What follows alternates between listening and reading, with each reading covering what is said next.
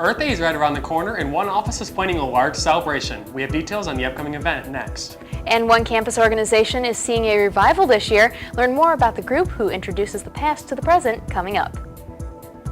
Things are quiet on radar right now, but that story is going to change as we head into this evening. I'll have more coming up.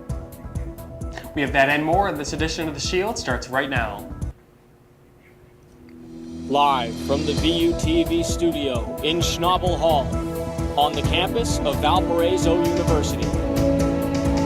This is The Shield on VUTV. Thank you for joining us on The Shield. I'm Blake Harms. And I'm Katie Nickolaou.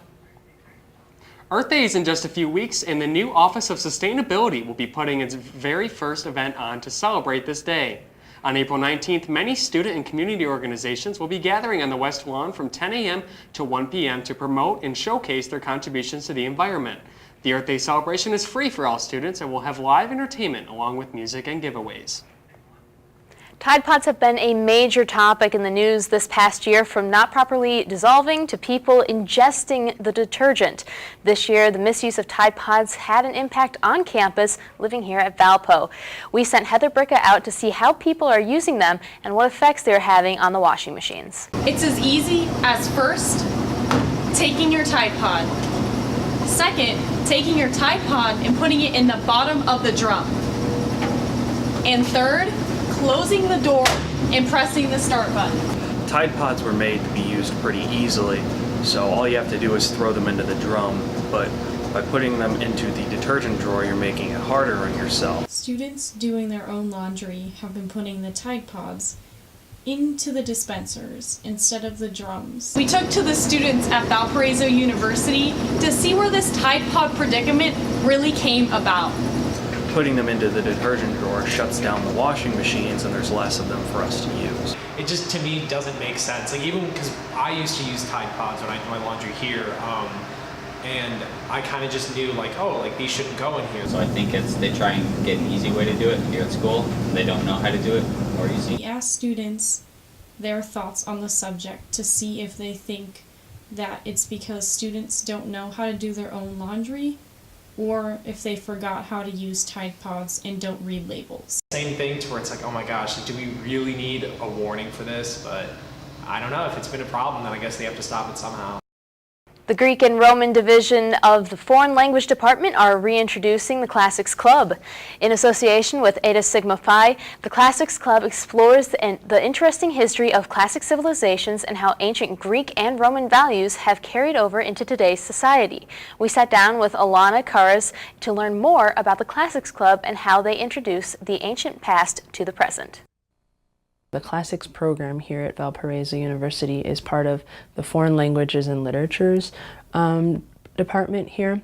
So we are a division within the Foreign Languages and Literatures, but we particularly focus on ancient Greece and Rome and the languages and cultures of the ancient world. I find that the ancient Greeks and Romans have a lot to say about our current society. A lot of the underlying ideas, thoughts, values, even aspects of our way of life in Western society, our current Western society, derive from Greece and Rome, which were such influential cultures in their time as well. So with our new program that we're instating called the Greek and Roman Studies, which is a slight shift, we're also reinstating the Greek and Roman Classics Club. And it's been an opportunity for students to come together, to share their common interest in the ancient world, and to do many different activities. In the fall, we mostly were talking about different events we'd like to do, but we also were able to host a number of excellent events. We had AIA Society, where we have illustrated archaeological lectures. We've had, in conjunction with that, some career conversations. So because of the AIA, we have professional archaeologists coming to campus. If you're interested in Greek mythology, or if you're just interested in learning about, the ancient stories, the ancient world a little bit more, the Greek and Roman Classics Club can be an opportunity to learn about that in a very informal context. One of the easiest way for students to join would be to email me, or you can email our current president of Eta Sigma Phi and see if you want to major in it, see if you want to go further in this in any way, shape, or form. It's an opportunity to kind of expand your horizons and do what you love. The electives offered in the Classics department are fitting for students of any major. Classics Club is encouraging students to enroll in one of the classical civilization or mythology courses to see if they are interested in learning more about the ancient Greek society. Well, we had a chilly start to today, and it doesn't look like it's going to get any better. Wondering how much longer we have to deal with these cool mornings. We have Storm Shield meteorologist Erika Paige in the studio today. Erika, I gotta know, do I have to keep bundling up in the mornings? Well, luckily for us tomorrow, we don't have to worry about bundling up too much. You might want to grab that rain gear though. Currently right now we're sitting at 44 degrees and east-southeast wind at about 13 miles an hour. Now the storm chance that we're going to be talking about through the rest of tonight and even into tomorrow. Tonight, it's going to stay mostly to our south, where you see these darker green colors. That's the areas overnight that we're concerned with storms. We are in a general thunderstorm risk. You can see just the southern edge of Porter County is in this. This means overnight tonight, we could see a couple pop-up storms, but really that activity is going to stay further to the south through the rest of this evening. So let's plan out our evening a little bit. By 6 p.m., temperatures are going to start dropping down into the 40s. We're going to really notice the drop-off once we hit about 8 o'clock. Clouds are going to start rolling in. We're going to see an east-southeast wind at about 5 to 10 miles an hour. That's going to pick up as we head in towards 11 o'clock this evening. We're going to start to notice rain developing once we head into the later portion of tonight. That's going to continue with us as we head into tomorrow. But overall, tonight looks fairly dry until we start heading into the overnight hours. Thanks, Erika. Coming up after the break, protests have erupted in Sacramento, California after the shooting of an unarmed black man. We have the information on the autopsy. And the wife of Pulse nightclub shooter went on trial Friday for her assistance in the shooting. We have the verdict next.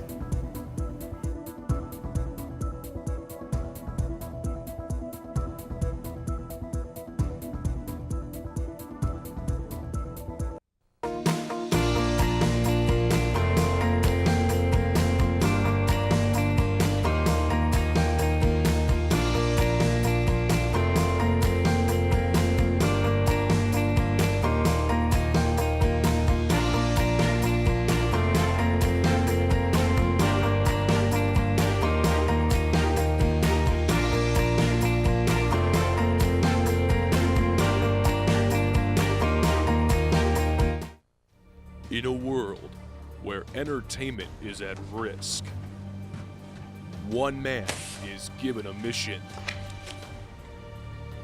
but he is about to face his biggest challenge yet. He will race against the clock and open doors to new possibilities that will save weekends as we know it.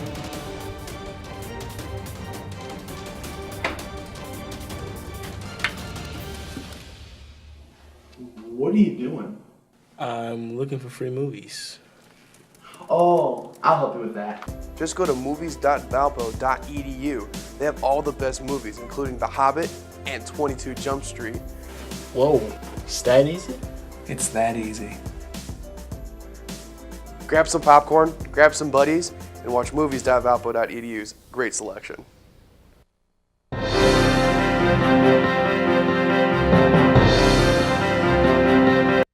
The wife of the Pulse nightclub killer is found not guilty on all counts. Jurors decided on Friday in Orlando that Nora Salmon did not aid in her husband's killing spree nor mislead law enforcement agents in their investigation of the massacre.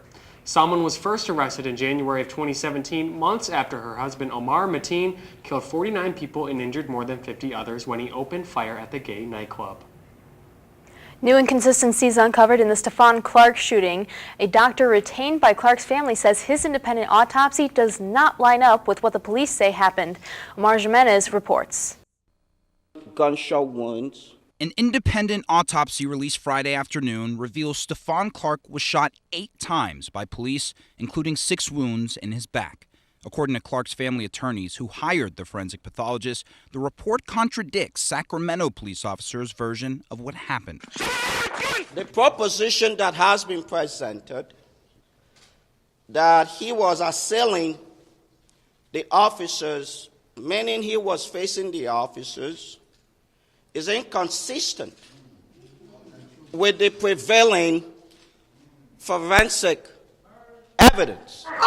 The shooting sparked days of protests from residents demanding answers for why the 22-year-old unarmed black man was shot while on his grandmother's property. The officers say they believed Clark was pointing a gun at them, but investigators only found a cell phone near his body. Friday's autopsy also revealed Clark did not immediately die after he was shot. Death took about 3 to 10 minutes. It was not an instantaneous death. The release comes one day after Clark's funeral, where friends and family continued their emotional call for justice. Stephon is going to live for generations to generations to generations to generations. The Clark family will never die. The county coroner's autopsy determined the cause of death as multiple gunshot wounds, but the full report won't be released until the case is closed. I'm Omar Jimenez reporting. Christians around the world are celebrating Easter to mark the resurrection of Jesus Christ. Pope Francis presided over Easter Mass at the Vatican before delivering his Uri et Orbi message and blessing to the world. Thousands gathered in St. Peter's Square to hear him. The Pope said he hopes dialogue will help the Korean Peninsula and advance harmony and peace throughout that region. He also urged people to remember victims of conflict suffering in Africa and the Middle East. This Easter, may the light of the risen Christ illumine the consciences of all political and military leaders, so that a swift end may be brought to the carnage in course, that humanitarian law may be respected, and that provisions be made to facilitate access to the aid so urgently needed by our brothers and sisters, while also ensuring fitting conditions for the return of the displaced. Do you like watching movies and shows on Netflix? Well, now's your chance to binge watch Netflix and get paid for it. The company is looking to hire people to watch, categorize, and rate their shows and movies. The job is called editorial analyst and is now up on their website. The position calls for people who are passionate about TV and film and are deadline oriented. There is no word yet on what the position will pay. That doesn't sound like such a bad job. Sounds great. Coming up after the break, Erika Paige has your full forecast. Plus, we have a breakdown of this past week's Crusader sports. Stick with us.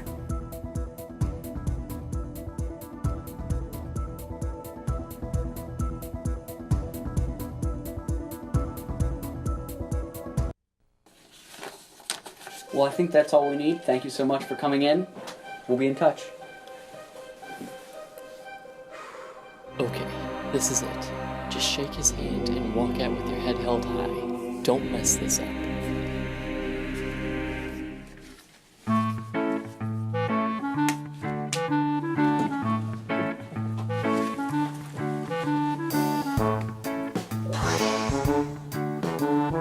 Thank you.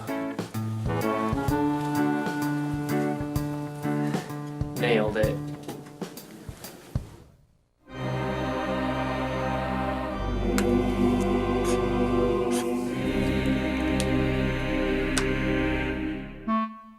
Don't let a bad handshake get in the way of getting the job you want. Find out more at the Career Center.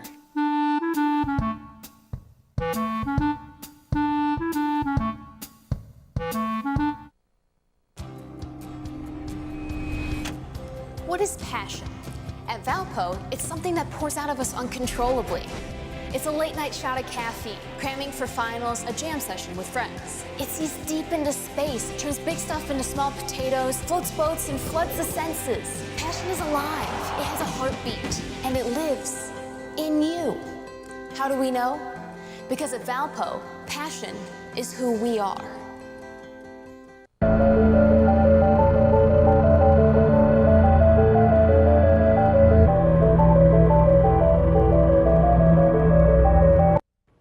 We actually had a pretty quiet day here in Valpo, which is kind of welcoming considering we're going to have a little bit of an active weather pattern to talk about as we head into tomorrow and the next week.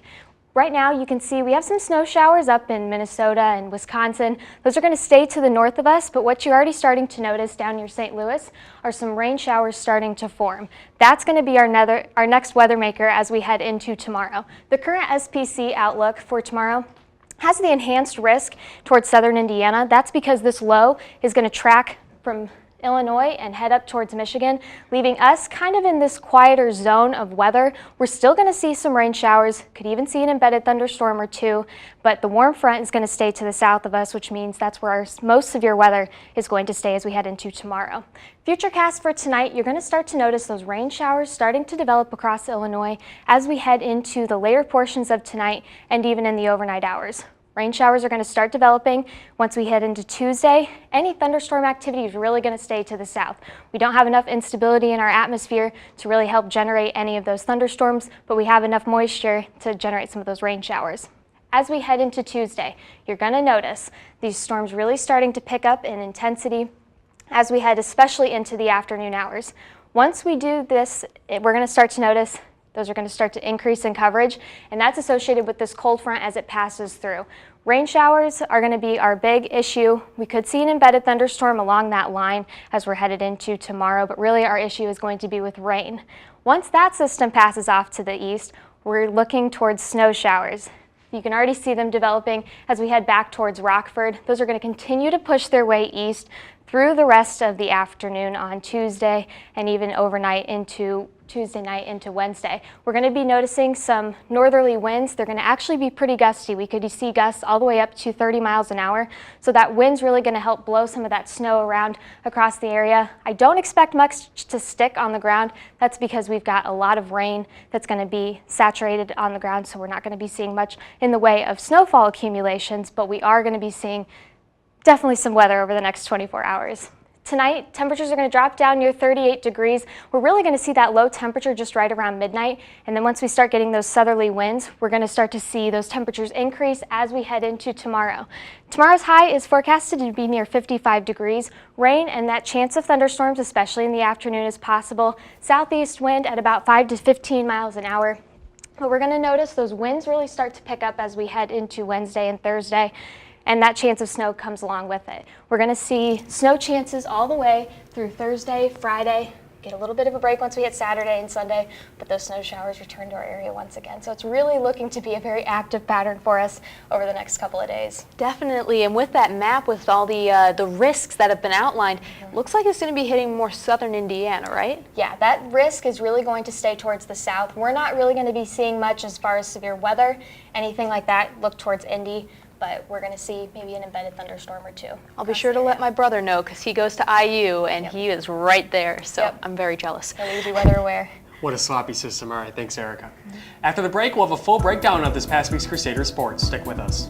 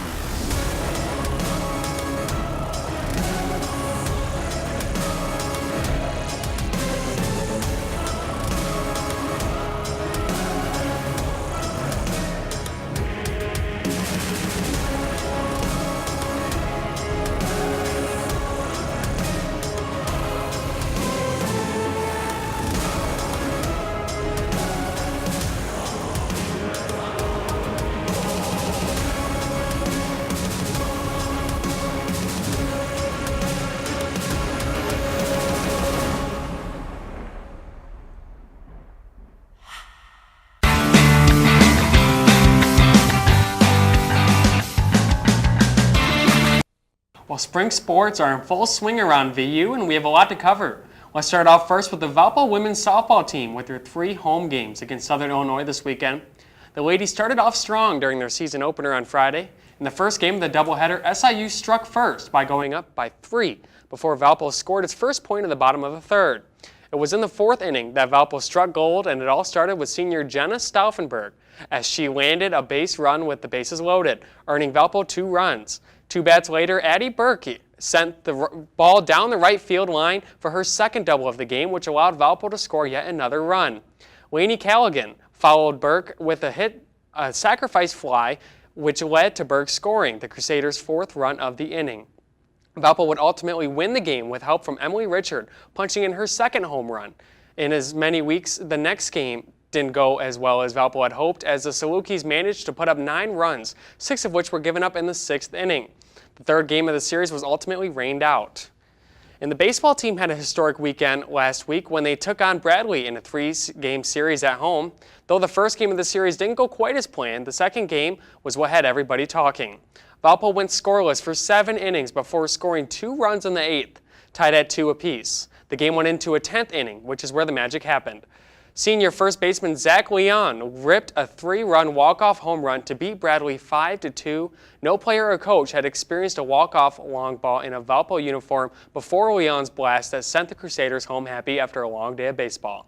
The team faced Bradley one more time on Easter Sunday. Unfortunately, the team could not capitalize on their prior win and fell to Bradley 10-4.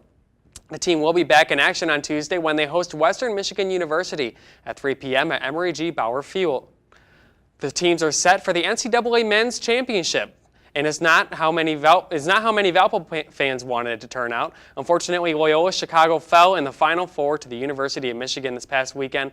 Although they came up just short, Loyola Chicago should be very proud of their accomplishments. Not only did they make it to the Final Four for the first time since 1963 when they went on to win the championship, Loyola Chicago turned the spotlight on the Missouri Valley Conference, giving the conference some publicity as well as the best part of their run was arguably Sister Jean and her rise to fame. The 98-year-old is a hardcore fan, and many people across the nation hope to see her next season in the March Madness tournament. As for the championship, well, it's the Villanova Wildcats versus Michigan Wolverines tonight at 8:20 p.m. on CBS. So, who do you think is going to win the tournament? I got the Michigan Wolverines. I'm a big Wolverine fan myself. It's exciting to see they haven't won a national title since 1989, which is when my dad was a freshman in college. So now I'm a freshman in college. I think it's their time. Definitely. I like that correlation there. It has to happen. Yes, I sure hope so. And for the record, I'm going for Michigan as well. Good. Love it. Glad to hear it. True blue Michigan fan from the mitten. Oh, yeah, all the way. All right. We'll have a final look at the weather coming up after the break.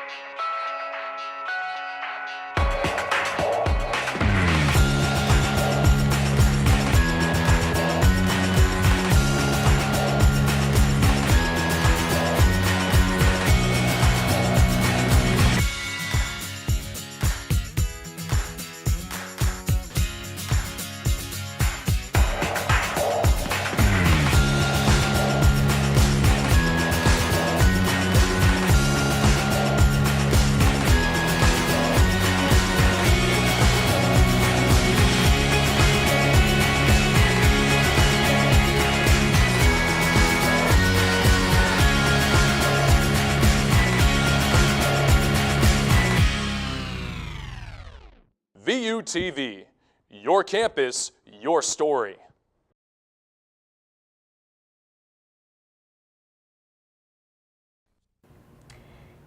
We have a bit of a warm up on the way for tomorrow. We've got highs near 55 degrees. We get that rain and snow chance starting up once we hit Wednesday, though. Wednesday morning, we're looking at a chance of snow. Temperatures dropping down all the way near 37 degrees, and then it's a roller coaster from there as we head through the rest of this week. We've got snow chances Thursday and Friday. We get a little bit of a break on Saturday, but then that rain and snow chance comes back once again for Sunday and Monday. So we're in a little bit of a roller coaster, I guess we could say. It just looks miserable. It seems like we're stuck in the purgatory of seasons where between winter and summer, we're just trying to push that transition, but it's not working out too well. No, it's not. Well, luckily, we're going to see the rain and the warmer temperatures for tomorrow, but we're not going to miss the snow later this week. So it doesn't feel like April yet. We still are dealing with a lot of that winter weather, but unfortunately, we're hoping that we start to see that spring transition once we get to the end of this week. I'm just glad we're going to be seeing some type of precip. It always seems like the storms either go to our north or to our south. It's like, just hit us for once. Yeah. Just give us meteorology students something. I know. I'm hoping we get a little bit of thunder over the next 24 hours. Well, the good news is, too, with this system, the snow is going to be passing well enough off to our north that we won't be having to deal with over a foot of snow, perhaps. I saw that up north in the UP of Michigan, especially, or the top of the lower peninsula in Michigan as well. Just looks messy. Yeah, it definitely does. All right, thanks, Erika. For Katie, Erika, and myself, thank you for watching. We'll see you next week on The Shield.